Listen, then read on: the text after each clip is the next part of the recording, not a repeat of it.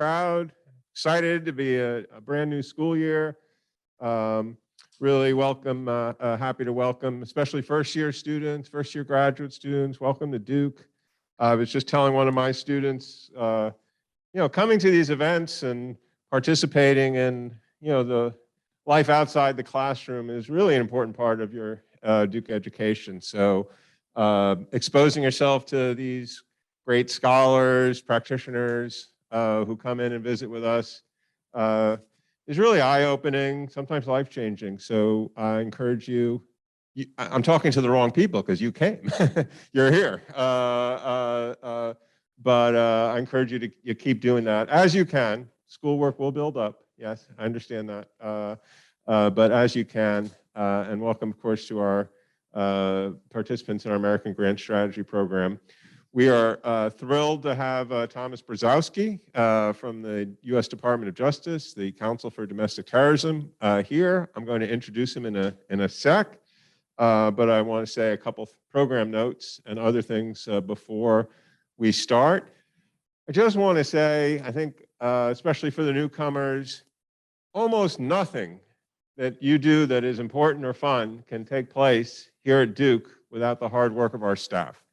And I just want to acknowledge KB in the back, who's been working on this event for 2 or 3 weeks, and I'm so thrilled to be working with her. Welcome to our program, and thank her for all the efforts making everything, a full day of activities happen. So let's give her a round of applause. Thank you. And those of you who have questions about American Grant Strategy Program or anything that's going on in this area, KB is the person you to contact. I also want to welcome on his, I think, 5th day of work or 3rd day of work, I'm not sure, our new staff person, Ryan Glennon, who's also going to be supporting a lot of our efforts in the national security area. Welcome, Ryan, and thanks for your help today.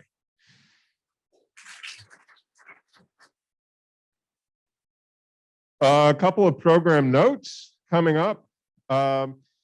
We are doing something new this year in AGS. We're having a most of the day long program called Military 101 for students who always wanted to learn a little bit about what our armed forces did, how they work, how they're structured. Slight bit of classroom learning, but also some fun. I don't think there'll be any shooting of weaponry, but I think there's going to be maybe some ropes course and other fun things to do. So if you have some free time on this Saturday, September 10th, you should go onto the American Grant Strategy website and send KB an email and sign up for the program. I know it's going to be a lot of fun. It's being led by a couple of our MPPs who are currently in active duty. So please sign up for that. Next lecture / discussion, September 21st with Joseph Torgan, part of Simon Miles' History and Public Policy series. And this event has to do with Russia-China relations. So it's not relevant, interesting, or to anything that's going on in the world. So no, you'll definitely want to come to that. And then finally, the annual Gettysburg Staff Ride is going to take place in October. If you haven't been to Gettysburg and haven't participated in a staff ride, this is something you really should take advantage of. When I went, it was mid-November, and the whole group almost froze to death. But we're going in late October. It should be beautiful. The leaves should be turning in southern Pennsylvania. So that's the staff ride itself is on October 22nd, 23rd. You do stay overnight in Gettysburg. You have a very nice dinner as well. And but we need to get your application in by September 20. Okay, that's a couple of weeks. So if you want to go, and I do encourage you to go if you haven't had a chance, please look onto the AGS website and you'll find all the information you need.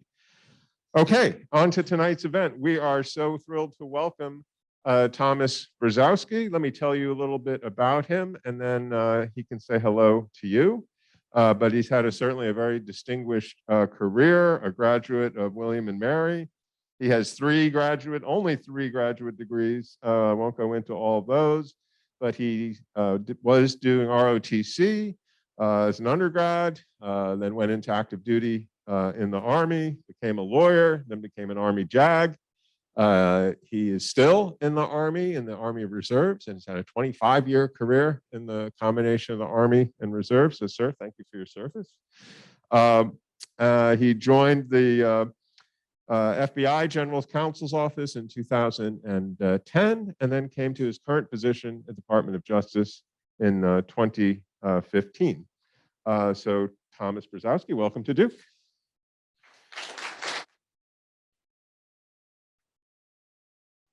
Well, thank you very much. And first and foremost, I want to thank you, Professor Schanzer and Duke, for the opportunity to discuss some issues that I think are pretty important. So again, thank you for the opportunity. Well, let's go at it. Although I just want to point out that when I first invited you, I realized it was the right thing to fit so well into Duke, because I recognize that, like a very famous, well, probably the most famous Dookie, your name has a tremendous number of consonants in it. That Dookie makes things easier for himself by calling him Coach K. So I was thinking of calling you Lawyer B. How does that sound? Go for it. Whatever works for you. It's good for me. Well, let's dive right into it and get at the outset just a little bit of understanding of what it is that we're talking about. This term, domestic terrorism. You know, and we discussed this before. Domestic terrorism is nothing new in America. You could say it came with us right at the beginnings of our very formation or before as a nation. Of course, the most notorious domestic terrorist organization, I think, in the history of America is the Klan, both its 19th and 20th century iterations. We've discussed in the 1960s many different kinds of radical organizations engaging in violence. There were many, many more bombings, terrorism incidents in the 1960s and early 70s than there have been in this 21st century. Yet now we have this position in the Department of Justice. You're the Domestic Terrorism Counsel. We have a label that we are putting on a certain kind of conduct. Why, tell us, why do we need or have this idea of domestic terrorism now? And since you're the Domestic Terrorism Counsel at the Justice Department, what does that term mean to you? Well, let me start by addressing the point you made in your earlier remarks, namely about the KKK, for example. Our Attorney General has on a number of occasions highlighted a pretty significant historical fact associated with the Department of Justice in connection with the KKK. So in many respects, the modern Department of Justice, as it's presently structured, was created at the same time during Reconstruction, for example. And in many respects, it was designed with a view, at least initially, to combat some of the pernicious effects of the KKK.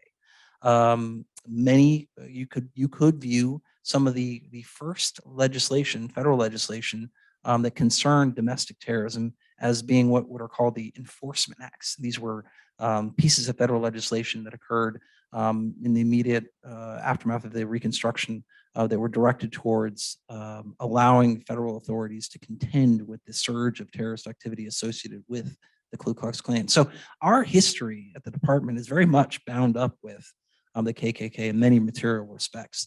And that point has not been lost on our leadership.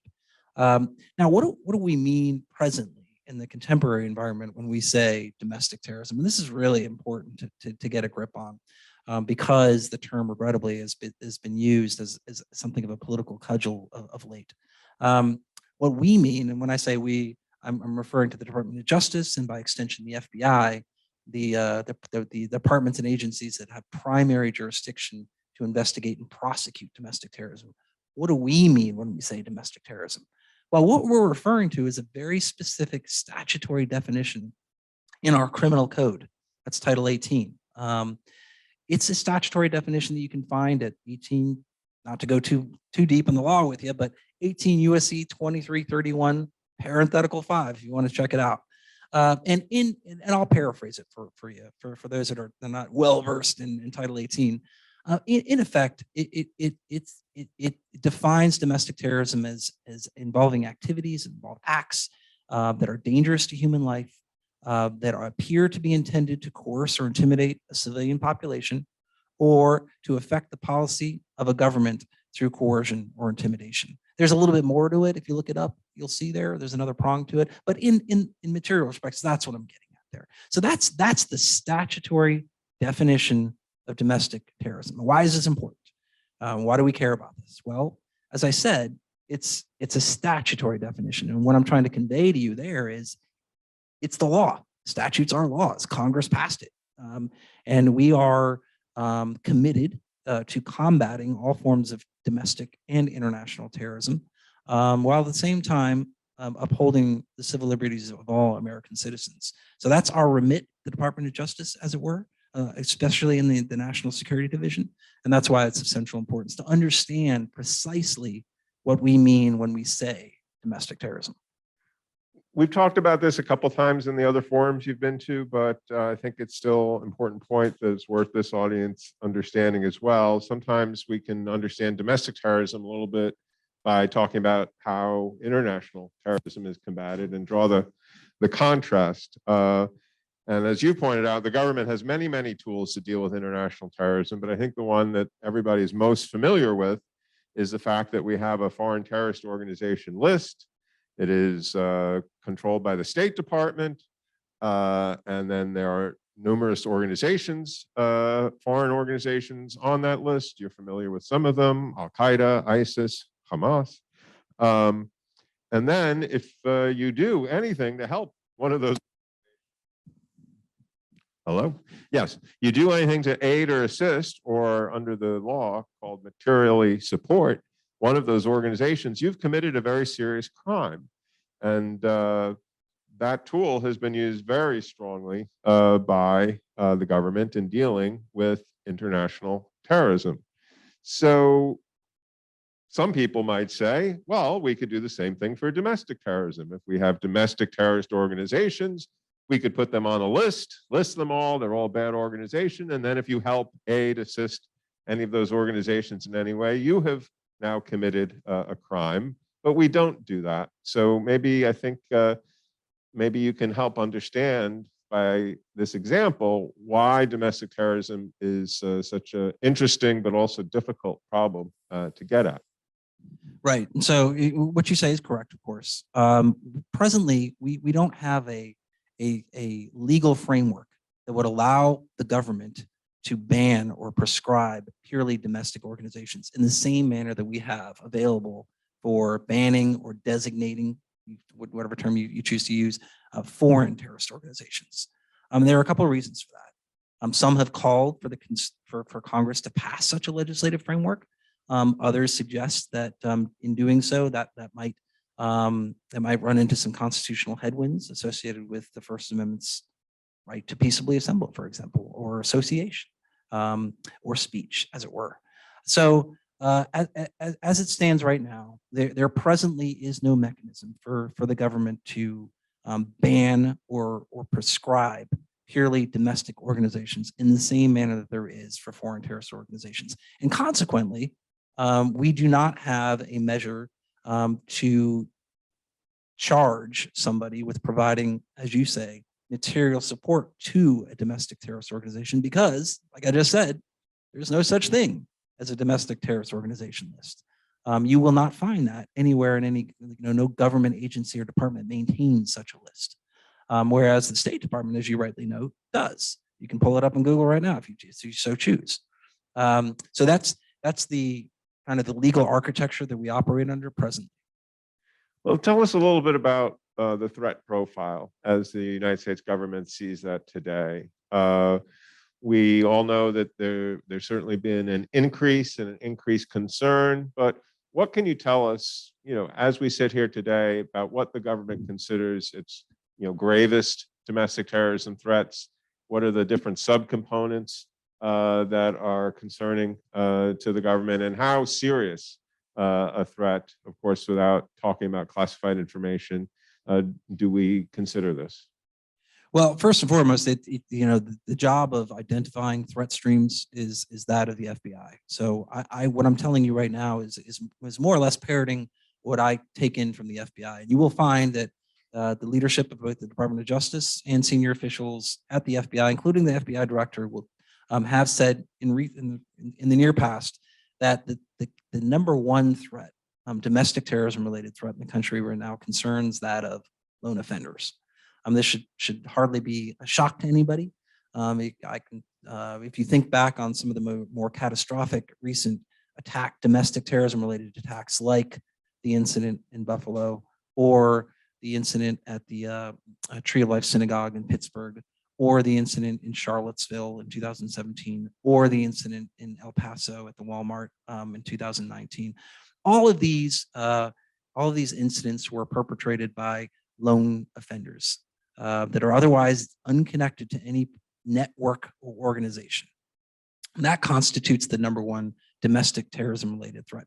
In terms of categories of domestic terrorists and their respective threat posture, the FBI will tell you, and the director has recently remarked, that the number one threat continues to be that associated with what the FBI terms racially or ethnically motivated violent extremists. And these are individuals who commit violence pursuant to an ideology that is broadly animated by an animus towards a particular race or ethnicity. Close on the heels of that are threats that are derived from individuals that subscribe to a broadly anti-government or anti-authority philosophy or ideology. And those are the two principal threats that are front of mind as it stands right now. We often heard about Antifa and left-wing or anarchist violence. First of all, is Antifa a group? And where does, whether it is or not, where does this kind of form of terrorism kind of fall on the DOJ FBI radar screen?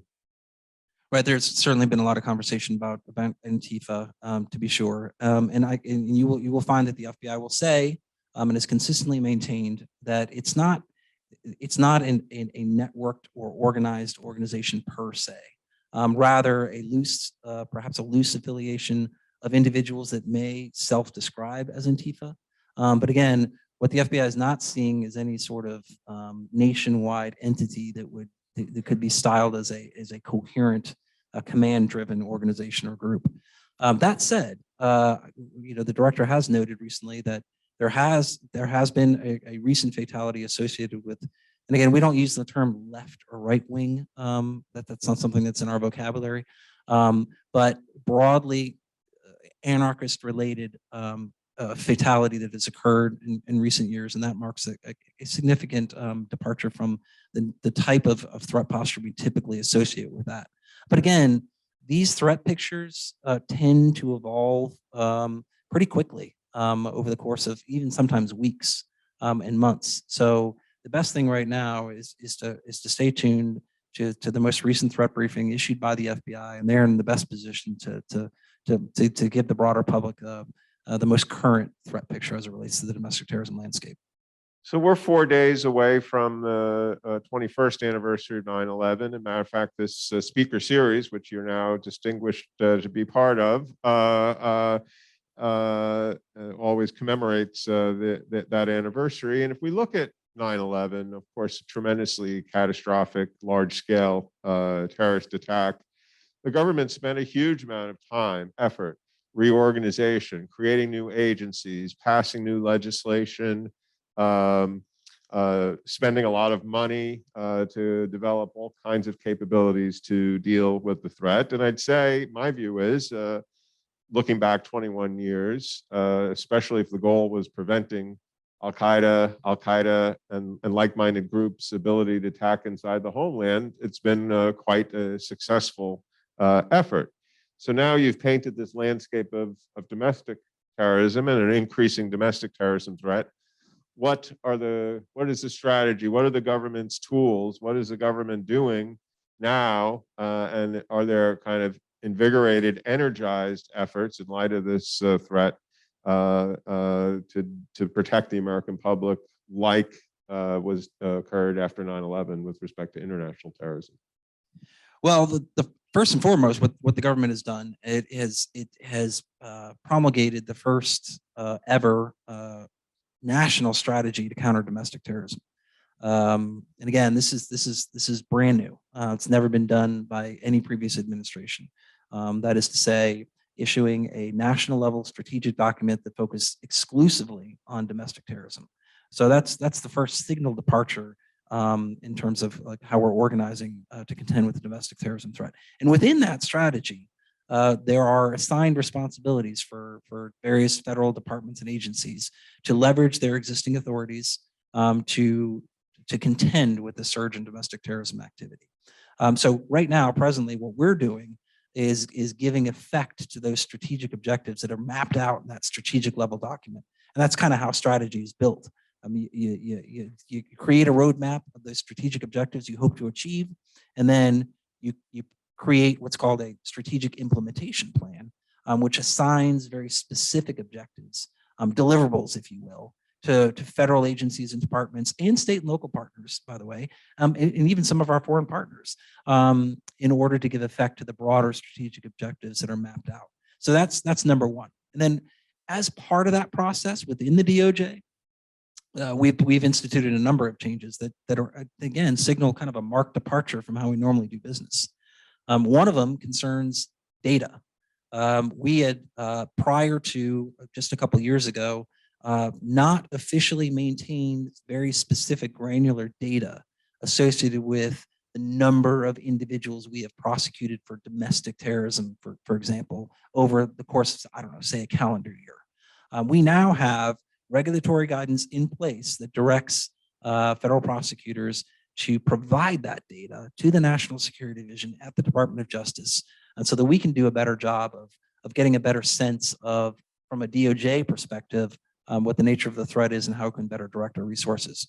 Now, I want to hasten to add that the FBI has and does continue to maintain a very robust data set associated with the number of domestic terrorism investigations that may be occurring at any time. So I'm not trying to suggest that we don't care about the data, we do, but it's difficult to get our hands around, it's slippery. So we are instituting very concrete measures to do a better job in that area. We've also just announced, and my boss, the Attorney General for National Security Division at the DOJ, just recently announced the creation of what we call a domestic terrorism unit within the National Security Division. This entity, I'm a part of that effort, is new, and it's designed to better enable us to take a more in-depth look at the prosecutions that might be occurring all across the country as they relate to domestic terrorism. That's part one. Part two is to engage with the community, the broader community, the broader public on issues concerning domestic terrorism. And me being here today, that's part two. And as part of that, also to do more deliberate training with our state and local partners on issues concerning domestic terrorism. And then part three, of course, is what I've already mentioned, the new robust data collection associated with domestic terrorism. All this is new, and we're in the beta stages of building this out. But those are material changes that have occurred just in the course of the past 2 years that relate to domestic terrorism. Is it possible to say that there's more money, more budget being spent, more prosecutors, more investigators, and so on, or is that not part of the strategy? Well, yeah, I'm not going to get into the nuts and bolts in terms of dollar figures. That's a little outside of, we got to talk to the budget folks on that. But I can say, what I can say is what I've just said, namely that the policy orientation has shifted to a certain extent with the advent of this new domestic terrorism policy strategy to counter domestic terrorism, and those signal changes that I've already outlined within the Department of Justice. And I will note that other departments and agencies have also implemented other measures that mark a change in terms of how they direct their authorities to bring them to bear on the domestic terrorism issue. I want to get into some of the nuts and bolts, and hopefully you can maybe help us understand the substance of this issue a bit more. I was watching a presentation by Robert Pape. We discussed him earlier today, and he referenced a survey. This was quite stunning to me. Referenced a survey where he said 7% of the people surveyed said that both President Biden was not the legitimate president and that violence was justified to remove him from office. And then he extrapolated that 17% of the American public would be 18 million people And even if only 1% of those people would actually take some sort of action based on that, that's a that's 180, hate to multiply in public, but 180,000 Americans. So I'm wondering if you can enlighten us on the extent to which the department is concerned and watching and about how this stop the steal kind of narrative is affecting the potentiality for violence. Well, what I can say, and again, I'm gonna refer to my original comments right out of the gate, namely, what we are concerned about is whether an individual or a group of individual is seeking to give expression to any ideology, irrespective of what that ideology might be, through violence. Full stop. That's the barometer that we use to gauge whether or not we should initiate and prosecute a particular domestic terrorism matter. And you know, so what we try to do, and we are very mindful that, again, this particular issue tends to generate a lot of heat, and it is political in nature, as all terrorism really is at its core. And so we need to hew as closely as possible to that statutory definition that I outlined earlier. And in that sense, the nature of the animating ideology is, from our perspective, certainly important in the sense that it has to be studied, it has to be understood, and we have teams of FBI analysts that do that, just that.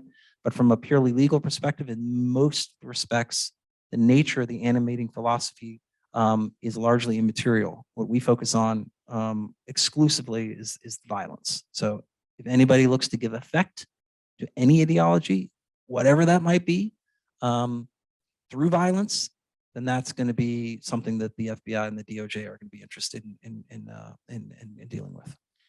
But the FBI is also an intelligence gathering entity as well as a analytic. And again, to try to go back to my understanding of the post 9/11 era, I think we felt very strongly that to grapple with Al Qaeda, understand its organization, we needed to deeply understand the ideology, the motivations, what drove people to, both adopt these ideologies, and then how those narratives and ideologies and grievances could drive them towards violence. That must be part of also what the law enforcement and the FBI must be doing, some of that, to better understand and maybe help to predict when and where violence might occur. Isn't that also part of law enforcement's mission?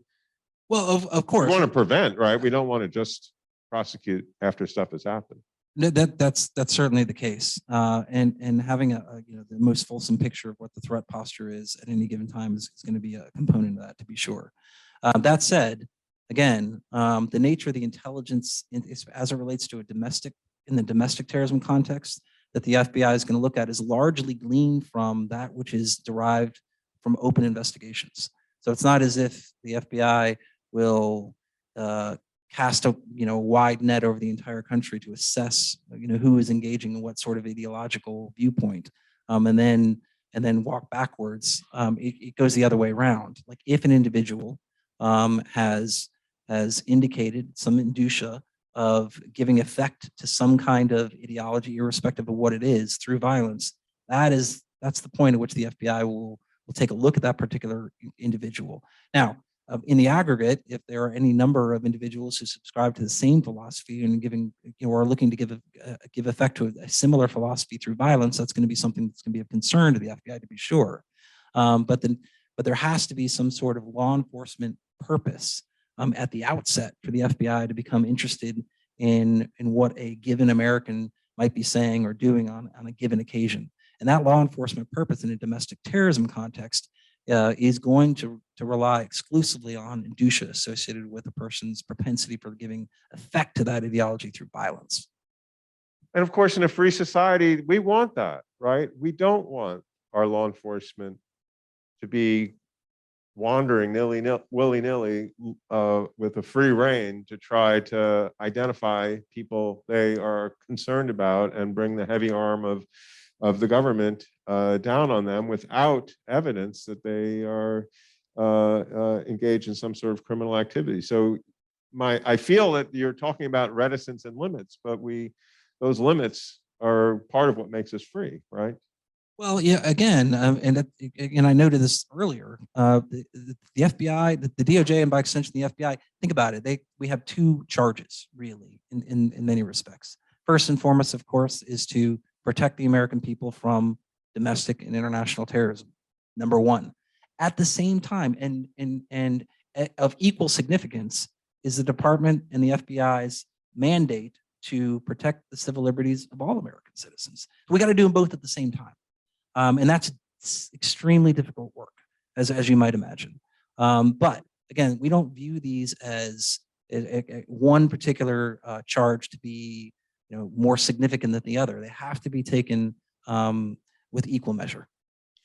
So your boss, and I want to now try to elaborate on how difficult this really is. Well, not your boss now, your old, anyway, the head of the FBI said in some testimony recently, he said the amount of there's a lot of adjectives here. The amount of angry, hateful, unspeakable, combative, violent rhetoric on social media exceeds what anybody in their worst imagination thinks is out there. So given that, there's really this volume of angry, hateful, and he says violent rhetoric out there. How does the FBI try to tackle this problem of what you said is identifying indicia of criminal activity when you're looking at a lot of potentially violent rhetoric? And how does the FBI try to sort between the violent rhetoric that is just somebody trying to show somebody else on the internet what a tough badass they are, and violent rhetoric that are signals that somebody is going to maybe do something quite catastrophic? Yeah, it's not easy. They are in a difficult position, to be sure. That said, that they have mechanisms in place and capabilities that are in place to where they do their best to sort that out and direct those, and again, threats. I mean, they're some of the terminology I'm going to use are legal terms. So those certain rhetoric, which will rise to the level of triggering that law enforcement purpose, they have to sort through that and then identify those that require further investigative measures to be taken, so they can kind of root it out and ensure that that those don't metastasize into something more significant, more serious.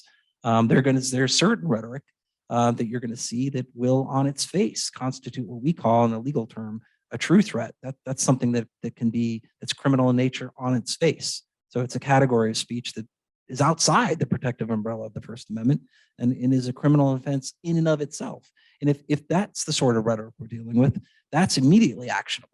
Can you give us we don't really know what is a true? Give us an example of what you would think of as a true threat that would really trigger a very strong immediate law enforcement response. Sure. Regrettably, we're seeing quite a bit of threat activity associated with public officials these days. So just a ballpark example here might be something like somebody sending a voicemail to a sitting U.S. senator saying, "I'm going to kill you tomorrow if you vote yes on this bill that's before the Senate, and I'm going to kill your family." That's a pretty solid true threat example that I can provide you. But the problem areas, of course, are the rhetoric. Is the rhetoric that is at the margin. That's not clearly and specifically of the category that would constitute a true threat from a legal perspective, but is nonetheless hateful, vile, and incendiary. And that has proven to be and continues to prove to be and has always proven to be a very difficult challenge. I'm out there on the internet and I'm in a chat room and I see somebody saying, "I'm so angry at blank people. I just want to kill them all." I refer that as a good citizen over to the FBI. What happens? True threat, or use mechanisms? I think you used the term mechanisms and capabilities. Did look into that deeper, or slough that off because, oh my God, there's, in any given day, there's thousands of people, unfortunately, in our society that say things like that. Well, I can tell you that anything that's directed to the FBI is not going to slough off. They're going to take it seriously, and they're going to take a hard look at it. And by capabilities, I meant that they have, centers that can process this sort of thing at scale, as it were. And they do a fantastic job in doing just that. Again, understanding this isn't a law school class. These terms, I don't want to get too deep down the rabbit hole of what constitutes a true threat, but suffice it to say, there are a number of factors that go into that equation that are going to be assessed by folks at the FBI, and the FBI is going to have a conversation with their respective counterparts in various U.S. attorneys' offices around the country to discern whether or not that true threat meets the parameters for a potential federal charge. That's the nature of our business. We have those conversations on a daily basis, and they occur all across the country. Moreover, those conversations also occur between our state investigative authorities and state DAs across the country, because our state brethren have any number of statutes on their books that concern threats that differ sometimes from their federal counterparts. So there's a wide array of statutory provisions, both at the state and federal level, to contend with this type of activity, but it does require that discussion between law enforcement and prosecutorial authorities to discern whether or not a particular level of rhetoric rises to the level where it's actionable. Okay, let's shift gears a little bit. We're about 60 days away from an election. How is DOJ looking at, not at protecting the election? That's not, there are other parts of the government that deal with protecting the election fraud, but how are you thinking about this as a heightened threat environment because of the passions that are surrounding all elections, but maybe this one and the one in 2 years, because of the circumstances we're all well aware of, and are taking any sort of steps or measures to think through that and prevent possibly, hopefully, any sort of violence that might take place in connection with that. And again, I feel like I'm kind of saying a lot of what the FBI is or not going to do, and I don't want to get in trouble for speaking for the FBI. But having worked with them and being part of the organization for so many years, I can say that they are well positioned to take a hard look at whatever threat streams may develop at any given time, and to react accordingly. And so I can say with some degree of authority that they are certainly going to be mindful and aware of that the present climate, and that they are postured to deal with it accordingly. Let's talk a bit about January 6th and the investigation afterwards. I think for most people, the notion that there were, organized groups who organized their activities to come to the Capitol, had various levels of maybe violent weapons and so on with them, might have been the most disturbing part of that episode. And so could you speak a little bit to the seditious conspiracy cases that the DOJ has brought, and what's the significance of that compared to these kind of one-off prosecutions for individuals? We talked a little bit before that you said individuals were the main threat, but here you have the Department of Justice actively prosecuting a group.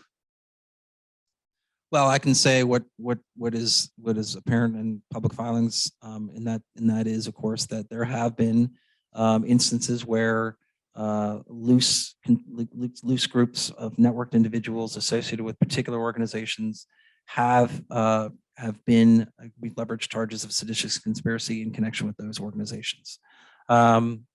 That's about the limit of what I'm really in a position to comment on as it relates to the nature of those charges. As you might imagine, there's ongoing litigation associated with all those cases. But what I can say is that the January 6th event has resulted in hundreds of investigations and prosecutions of individuals from almost every state in the entire country. Litigation associated with those cases is ongoing and likely will continue for some time. And this particular matter constitutes the most complex and wide-ranging investigation and prosecution that the Department of Justice has ever engaged in our entire history. So it's very complicated, it's ongoing, and it does involve certain charges that relate to seditious conspiracy, which is a potent charge. But that's about the limit of what I can comment on with relation to that. So this issue of domestic terrorism and the ideologies that motivate it is not happening just in the United States. It's happening in Europe. It's happening in other countries around the world. So what can you tell us about potential connectivity between potentially violent domestic actors of whatever ideology here in the United States and connections they might have with like-minded either individuals or organizations abroad? And how does the Department of Justice try to tackle that potential problem? Right, you're right. What we are seeing is a very it's an interesting and disturbing phenomena wherein we do have U.S. nationals that are engaging with like-minded, as you say, foreign nationals on issues that related, that are broadly associated with white nationalism or other ideologies. This typically occurs in the main in global encrypted online chat platforms, as you might imagine. What are we doing to contend with this? Well, a range of things. Just recently, we convened the first ever counterterrorism law enforcement forum with our foreign partners in Berlin. It was sponsored by Germany, of course. But what it did is it brought together practitioners from around the world who are contending with this similar phenomena, so that we can exchange views and best practices on how best to contend with this new and disturbing phenomena. Okay, I'd like to have just a couple more questions, so we will pass the microphone around, and please get ready for questions from the audience. I have a couple more items I want to touch on. I'd like if you could maybe discuss the department's approach to, for lack of better term, the kind of summer 2002 protest-related violence or violence that occurred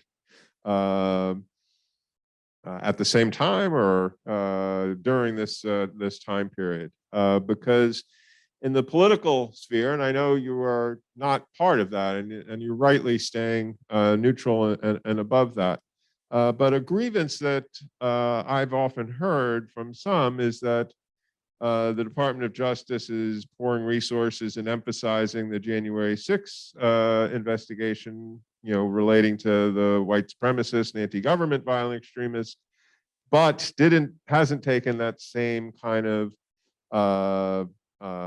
very hardline kind of approach to the violence that broke out in the summer of 2020. And there are some allegations that that's kind of due to some sort of political, I don't know, lack of a better word, discrimination taking place there. So I know a tricky question, but can you say anything about what the department's response has been to those kinds of allegations? Well, from my vantage point and where I sit, and I do have the opportunity to see a lot of the activity, the investigative activity and the prosecutorial activity associated with domestic terrorism at a national level, I can say that the unrest that occurred during the course of the summer of 2020 did result in a significant number of cases that we would consider to be domestic terrorism related. So the notion that somehow violence that was done in that context was not construed in any way, shape, or form as domestic terrorism is misplaced in many respects. So that's kind of the most significant point I'd make. And then I'd also note that we need to be mindful that many of the charging determinations that are made in connection with these cases are done by U.S. attorneys in distinct U.S. attorneys' offices all throughout the country who have a significant amount of authority to bring cases as they see fit based on the nature of the criminal activity that's occurring in their respective jurisdictions. And so that's part of it as well. But again, to revert to my previous point, the notion that there were no significant domestic terrorism related activity that occurred during the conduct of the violence associated with the civil unrest over the course of the summer is misplaced, because there certainly was. Uh, well, some might say that, well, the fact that the Justice Department centralized the January 6th investigation and but let all the U.S. attorneys around the nation, decide for themselves how to deal with summer of 2020 violence isn't of itself a decision, shows that you treated, one form of political violence one way and one form of political violence another way. What did DOJ say to that? Yeah, and again, I can say that it's touching on some issues that are associated with an event that's presently in litigation. So I'm going to be, I know nobody likes to hear that. Well, I can't really talk about that because no, it's totally fair it's and totally appropriate. Yeah, it's regrettably it's where we sit right now. So that hew's a little bit too close to some of the issues that are bound up in some of the present litigation. So I'm gonna kind of steer clear of that one. Okay. Got one last question, and I have heard the term salad bar terrorism been used in a couple of. Are you familiar with that? I am. Okay. Can you tell the audience what is salad bar terrorism? I'm sure it's not throwing little tomatoes around. Can you tell people what that is? And is this a phenomenon that concerns the and what is some response? What are we thinking about as to why this might be problematic? It's certainly an issue that we've seen quite a bit of lately, and it's the notion that in many instances we're seeing individuals or sometimes loose networks subscribe to blended idiosyncratic ideologies. So you may think of your archetypical domestic terrorist as like a neo-Nazi dude that's got a swastika carved into his forehead or something like that. That's what everybody sort of has labors under that impression. But again, if you consider what I said before, and you look at that statutory definition that I noted earlier, the nature of the ideology itself, is again not our primary focus, and it's certainly a focus. But we focus on those individuals that are in networks and groups that are looking to give effect to that through violence. And so that some of these individuals will build, if you will, their own, as I said before, individualized ideologies. They'll regrettably spend way too much time on the internet and pull down bits and pieces from various streams out there that they can find in the darker corners of the web. They do their own research. Exactly. And construct effectively their own ideology. And then what they do, regrettably, in some circumstances, is they give effect to that ideology through violence. Now, it's not cleanly in one category or another. It spans a divide between, maybe it's got a little bit of a white nationalism, maybe it's got a little bit of a environmental extremism, maybe it's got a little bit of a REMV, maybe it's got a little bit of anti-authority, anti-government, and everything in between. And so we're seeing strains of this. One obvious example that comes to mind is this notion of eco-fascism. These ideas don't sit neatly next to each other, and when we think about domestic terrorism, but it's a thing. You can do your own research on it. And so we are seeing a number of individuals and loose networks that then again are cobbling together their own blended ideologies and then regrettably giving effect to that through violence in many circumstances. And another interesting phenomena that has occurred concerns this bleed between what we would typically associate it as domestic, and again, I don't like to characterize an actual ideology as domestic terrorism, because again, we're focusing on the violence here, but ideologies that tend to be closely associated with our domestic terrorist actors, like say, for example, neo-Nazism or what have you, with jihadi elements. So there was a case against a group or organization recently called the Base, actually a number of cases that the DOJ has been in state authorities have been involved in.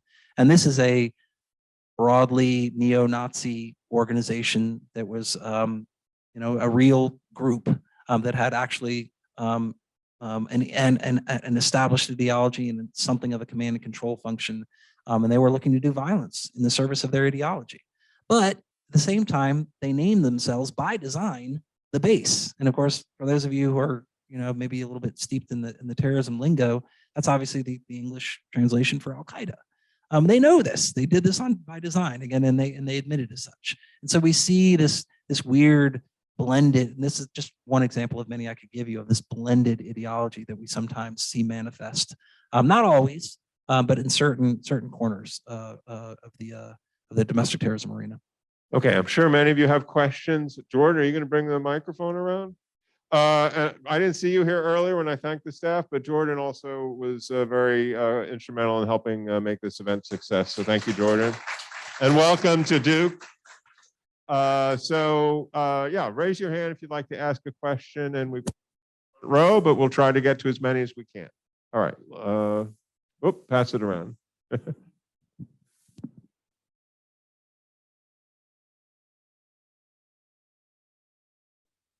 Hi, thank you. I just want to know what's the department's procedure regarding politicians who rile up extremists and potential domestic terrorists, and whether that has changed recently.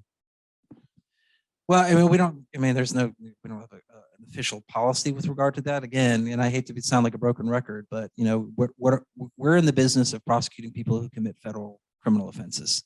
It doesn't matter who that person might be. So we don't look at their name tag or what kind of pedigree they have. If a person, if we suspect that a person has committed a criminal federal offense, that person, and it relates to domestic terrorism, that person is going to be investigated by the FBI. And if the evidence fits, prosecuted by the DOJ. There is a federal incitement statute, isn't there? Well, we have a statute that's called inciting a riot. It's 18 U.S.C. 2101. So we have seen that. It's actually kind of interesting because that's kind of a statute that was passed back in the 60s to contend with a lot of the civil unrest that was going on across the country at that time. Many of you may know, or perhaps maybe you don't know, but there was quite a bit of it. And a lot of it occurred in urban centers. And there was a lot of property damage and a lot of loss of life.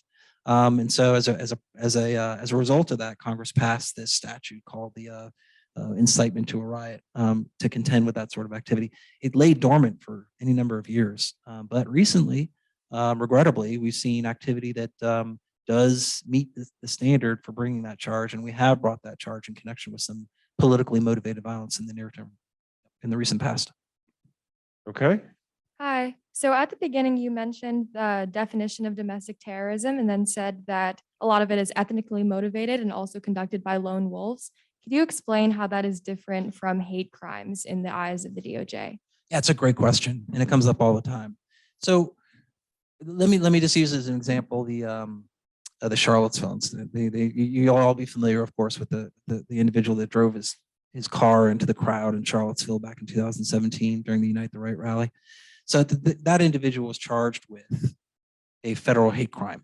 And so the thing is, I don't want to get too legal on you guys. I know it's late, but it's late for me anyway. But when I say hate crime as a lawyer and working in the DOJ, what I mean, I'm referring to a very specific federal statute. You can look it up. It's 18 U.S.C. 249. And so when I said we had a statutory definition that defines domestic terrorism, the kicker is we don't have a federal crime that criminalizes domestic terrorism. And that surprises a lot of people. You would assume that, oh, well, there's a federal statute out there that makes it a crime to commit an act of domestic terrorism. That's not the case. There's no such law. And so what we have to do when we're dealing with people that engage in criminal activity that meets that statutory definition, we have to use other statutes in the criminal code to get at that.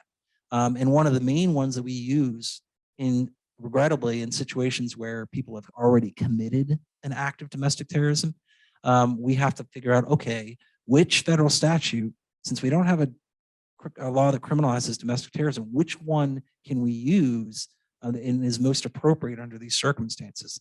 And in many instances, like the incident in Charlottesville and many others, that statute has been a federal hate crime charge.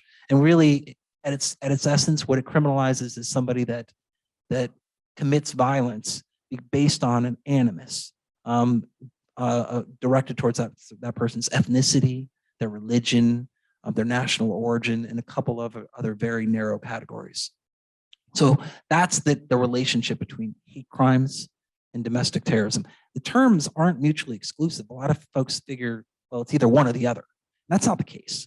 They don't completely overlap, but oftentimes they do. And so they're not mutually exclusive. The hate crimes piece is the statutory vehicle we use. It's the tool we use to prosecute acts of domestic terrorism that meet that statutory definition. One of the problems here in general is that, these things take place in society, and society talks about them and uses rhetoric and terminology that makes sense to them and debates them using that terminology. And that's important. We should do that. But lawyers and prosecutors have to use particular statutes that have particular titles and so on. And the rhetoric we use to describe certain phenomenon in the public doesn't always neatly match up with the laws that the prosecutors have to use. And sometimes people are frustrated with the department because of that. They don't, and maybe your question kind of went to that. I think we had a question in the back, sir. Hey, good evening, sir. Jason Oakes, National Defense University. I'm just curious. I realize it's probably out of the purview of the DOJ, but I'm curious if you could speak to what the role of malign foreign influence plays and what those connective tissues look like between other agencies and departments within the government. Yeah, it's there was recently a case in which the DOJ brought some charges associated with individuals, foreign nationals, that were alleged to have engaged in this very, very similar activity as it related to domestic entities and organizations. So it's certainly a concern. Now that's something that both the FBI and the DOJ are very much alive to, even as it relates to our understanding of how I've described the scheme as it relates to domestic terrorism. So, it has multiple different facets, many of which I can't really get into, but we are concerned about it. And there is, we are looking at it through various different lenses, including through the lens of potential domestic terrorist activity. Okay, can we get the microphone? Well, why don't we do the person right next to him, and then we'll come down here. How's that? Hi, thank you very much for your comments this evening. Chris Buck from National Defense University. I was wondering if you could elaborate potentially on any sort of distinctions that the department makes on narco-terrorism along the southern border.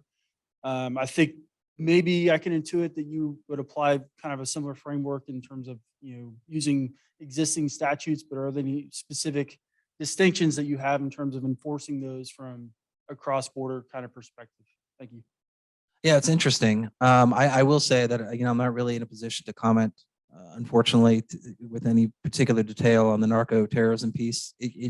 But that is something that is of significant concern. It's something that our counterparts in the National Security Division are looking closely at, and we have recently leveraged some statutes that typically aren't associated with that in connection with narco terrorist activity. In the last, I think it was in the last 6 months or so. So it's something you might want to consider. We can talk offline about it if you like. But really, it's that bit right there is a little bit outside of my remit. I focus exclusively on the DT piece. Hi, we have some questions up here in the front. Where's the mic? We want to use the mic because we do have people who are listening on the webinar, so it's very important for them to hear the questions. I think we have okay, go ahead, sir, and then the person in the green shirt next to you. Investigating the Ku Klux Klan, the FBI used a lot of tactics such as informants and infiltration. And I'm just wondering if those, given the constraints that you mentioned earlier about constitutional rights, if those tactics are still viable with current investigations with other groups that are deemed dangerous. And in that connection, you also just talked about mechanisms and capabilities. If Congress was at your door begging to enact a law that you wanted, what would you ask them for? What would you see that would pass muster with the Supreme Court? Yeah, great questions. And I can say that the way that the FBI works is they're going to have certain investigative techniques that are available to them depending on the level of investigation that they've initiated.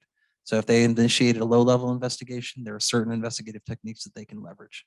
If it's a little bit intermediate, they have more of an indicia of criminality, they get to access more and more potent investigative techniques. And then if it's like a full field investigation, they call it, then they have the authority to leverage even more investigative techniques. So it's a tiered response, as you would imagine.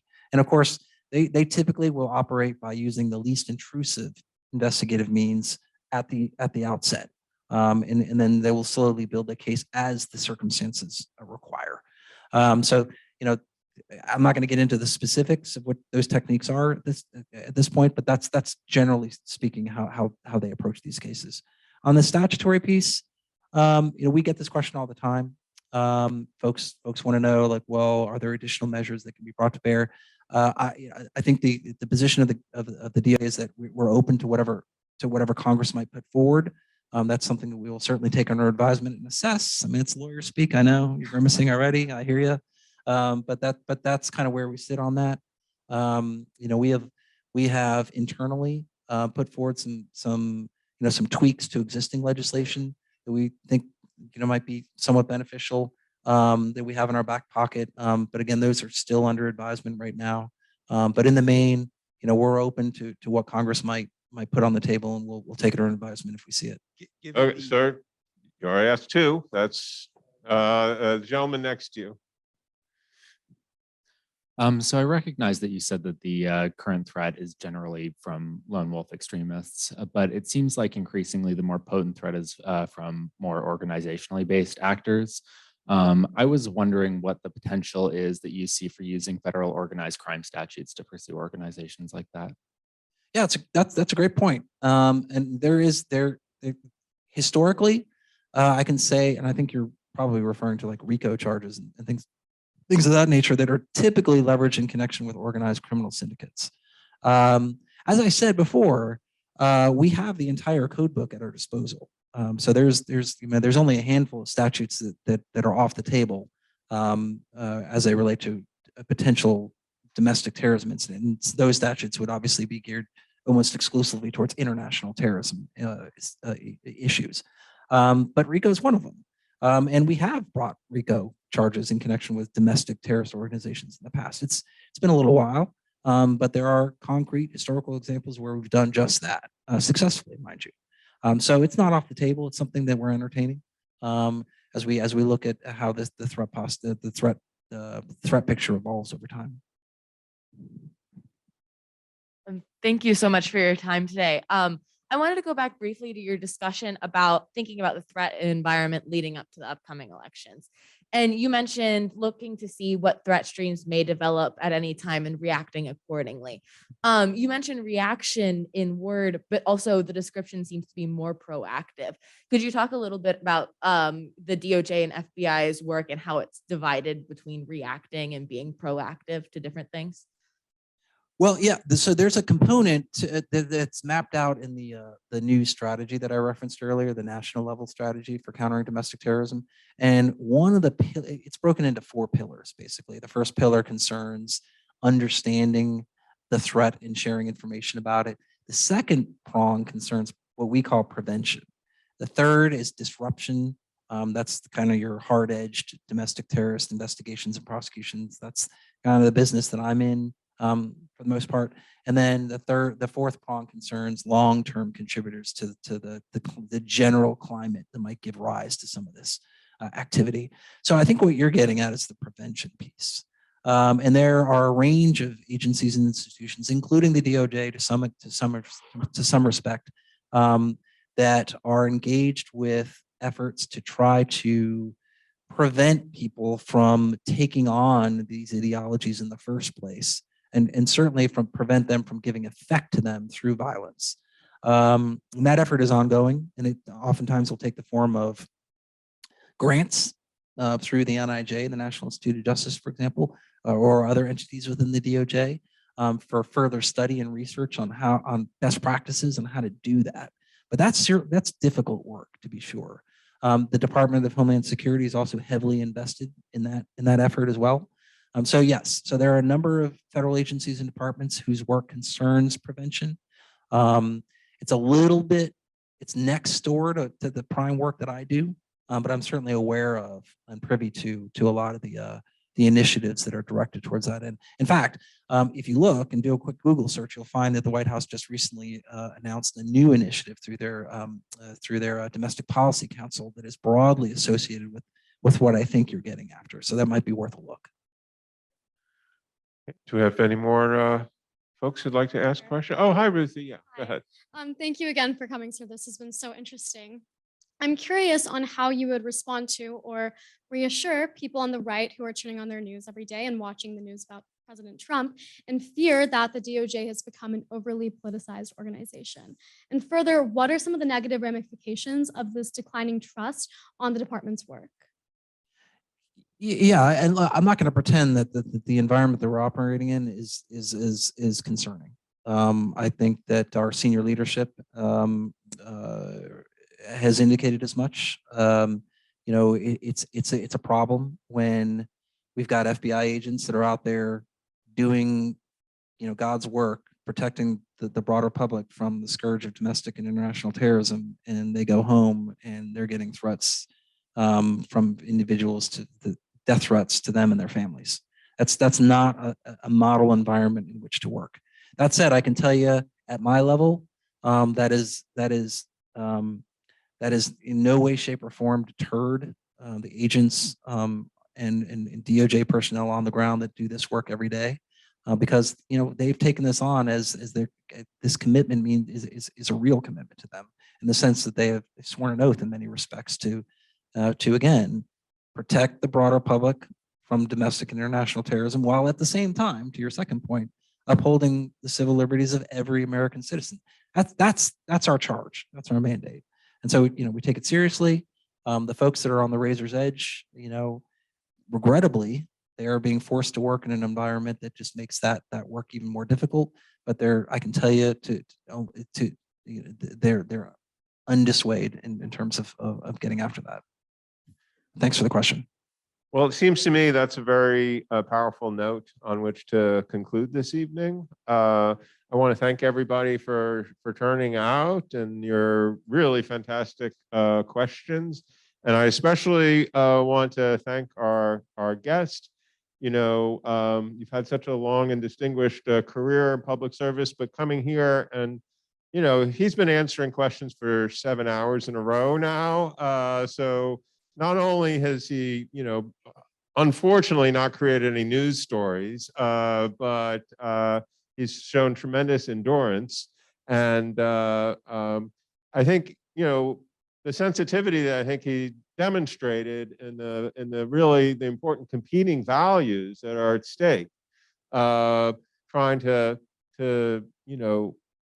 prevent, very dangerous, not just in loss of life, but in loss of public confidence and what it does to communities, to prevent those kinds of actions from happening and tearing communities apart and getting Americans angry at each other. That's critically important, but he's also shown how much care our public servants have to take in order to do that in a way that is consistent with the rule of law, which is another critical value of our democracy. So, Tom, for all you've done professionally and for what you've done for our community today and in coming and talking to us, I want to thank you so much.